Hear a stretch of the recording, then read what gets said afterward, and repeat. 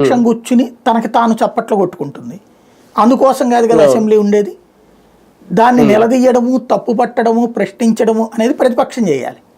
చేయలేకపోతే ప్రయోజనం ఏంటి? 1,40,00,000 మంది నిన్ను నమ్మారు. 11 సీట్ల వచ్చి ఉండొచ్చు నీకు.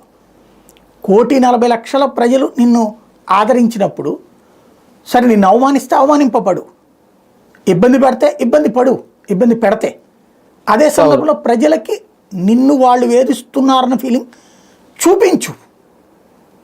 చూపించకుండా వాళ్ళు ఇట్ట చేస్తారని నేను ముందే అంటే నువ్వు కష్టపడడానికి సిద్ధంగా లేవు, బాధపడటానికి సిద్ధంగా లేవు, ఇబ్బంది పడడానికి సిద్ధంగా లేవు.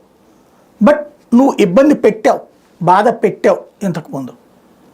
దెన్ నీలో ఉన్నటువంటి ఇగో అవతలోడికి కనబడతా తప్పించి క్లారిటీ లేదు.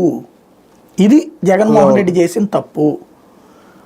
ఇవాళ వెళ్ళి ఈ అసెంబ్లీ సమావేశాలకు వెళ్ళాలా? అవమానించబడాలా?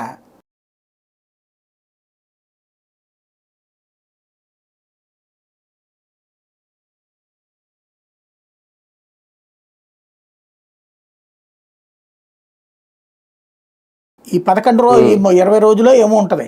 ఆ సమావేశం అంతా కూర్చోవాలా, రోజు మాట్లాడే ప్రయత్నం చేయాలా, మాట్లాడాలా. వాళ్ళు మాట్లాడనీకపోతే జనం చూస్తారు. నీకు ఫ్రంట్ రో ఇవ్వలేదా జనం చూస్తారు. ఇప్పుడు కాంగ్రెస్ పార్టీ సెంటర్లో అధికారంలో లేదు, ప్రతిపక్షం కూడా స్థానం ఇవ్వలేదు 2 సార్లు. కానీ మీరు అక్కడ రోస్ చూడండి, అధికార పక్షం ఇట్లాగా 4-5 రోజు ఇటుకుంటే ఈ చివరిన కాంగ్రెస్ పార్టీకి ఇచ్చారు కదా, ఫ్రంట్ రోలోనే కూర్చున్నది కదా, సోనియా గాంధీ కానీ రాహుల్ గాంధీ కానీ కూర్చున్నారు కదా.